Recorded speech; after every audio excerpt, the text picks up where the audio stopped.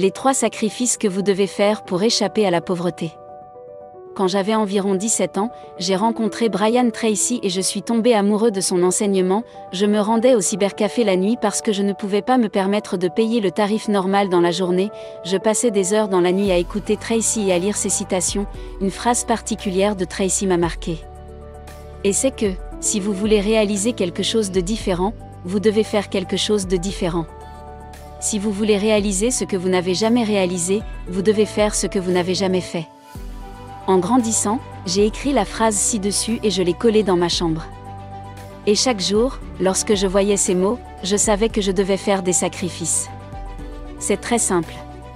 Si votre vie n'est pas ce que vous voulez qu'elle soit en ce moment, vous devez être prêt à faire quelque chose de différent. Et ne me laissez pas édulcorer quoi que ce soit ici, vous passeriez d'un monde facile à un autre. Faire quelque chose de différent signifie sortir de votre zone de confort. Et cela ne sera jamais facile. Dans la vidéo d'aujourd'hui, je vais partager avec vous les 3 sacrifices que vous devez faire pour échapper à la pauvreté. Si vous êtes nouveau ici, pensez à vous abonner pour ne pas manquer d'autres vidéos intéressantes comme celle-ci.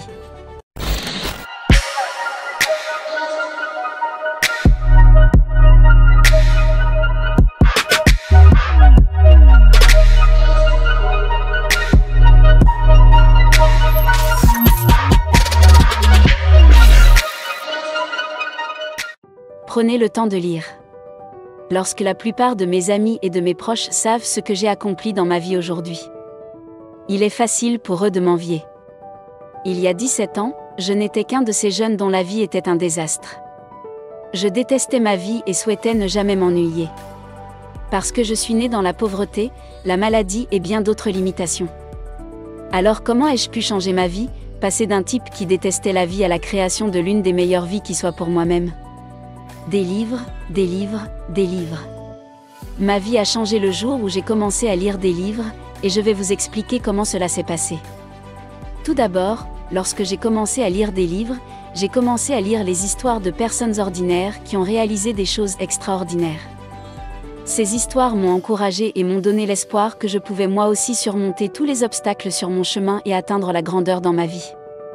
Je pense que c'est très simple. Si vous savez que certaines personnes ont certains désavantages que vous pensez avoir et que vous avez pourtant réussi à atteindre la grandeur, vous commencez soudainement à croire en vous. Lorsque vous commencez à croire en vous, vous commencez à voir grand. Et lorsque vous augmentez la taille de vos rêves, vous augmentez automatiquement ce qui est possible dans votre vie. Dans mon cas, j'ai commencé à croire que je pouvais devenir riche.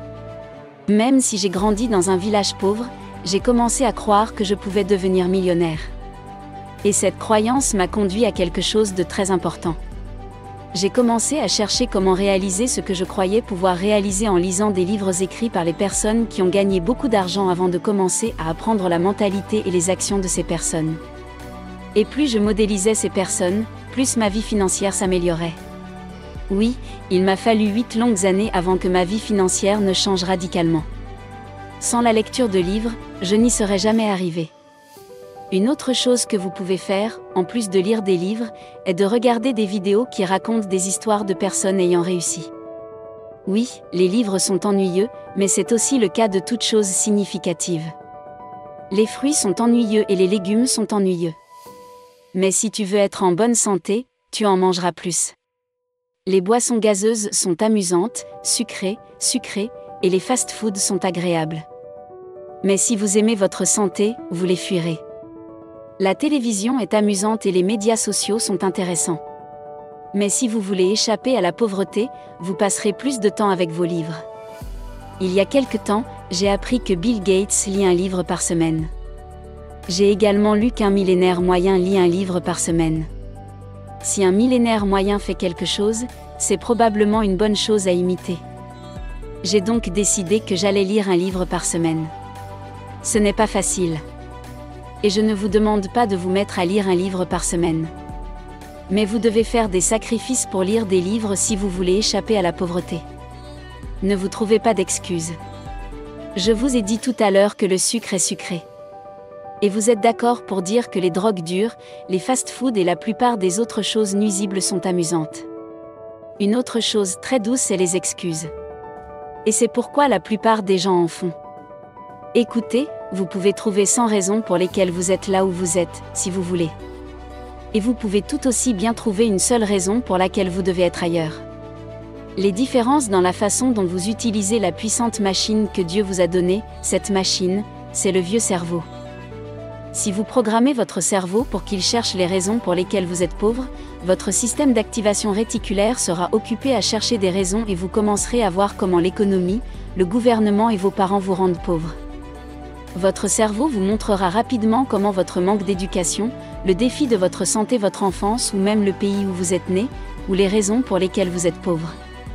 Si toutefois vous programmez une gamme de regards pour savoir pourquoi vous devez être riche, vous commencerez à voir que même dans une mauvaise économie, certaines personnes gagnent des centaines de milliers de dollars dans des entreprises légitimes, vous commencerez à lire des articles sur des personnes qui ont traversé des difficultés similaires aux vôtres et qui ont fini par réussir, vous commencerez à voir que vous avez beaucoup plus de pouvoir sur votre vie que vous ne le pensez.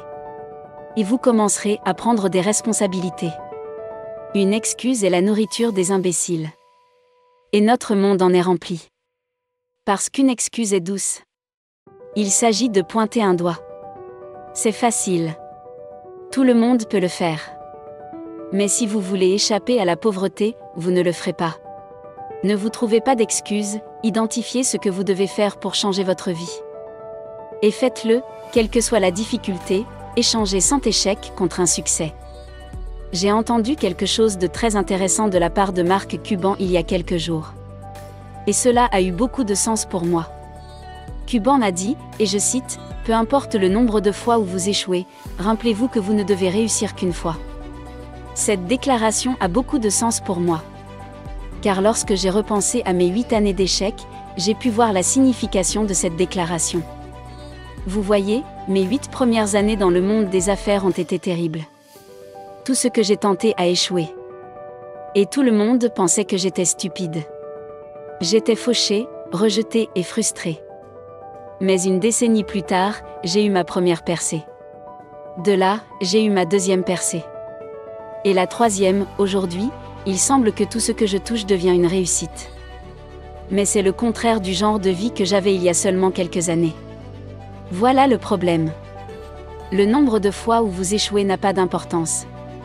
N'oubliez pas que vous ne devez réussir qu'une seule fois, et que cette seule fois étouffera toutes les douleurs des années précédentes. Pourquoi est-ce important ? Vous comprenez ?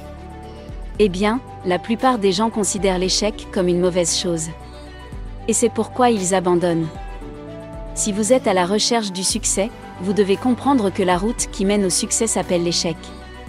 Et l'échec n'est pas définitif. Car un seul succès peut vous faire oublier les douleurs de 10 ans d'échec. Faites des sacrifices pour essayer des choses.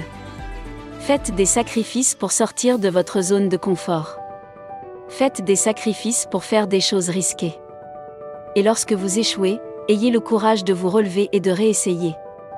Parce que le nombre de fois où vous échouez n'a pas d'importance.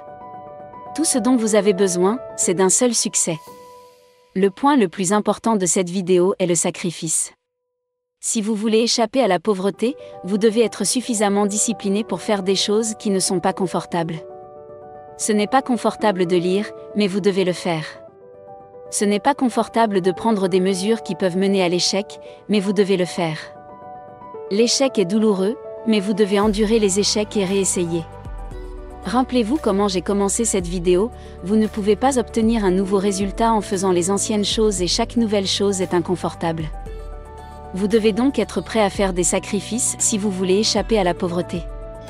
Si vous appréciez cette vidéo, likez et partagez la vidéo à vos amis et sur vos réseaux sociaux. Vivre et non survivre, soyons prospères.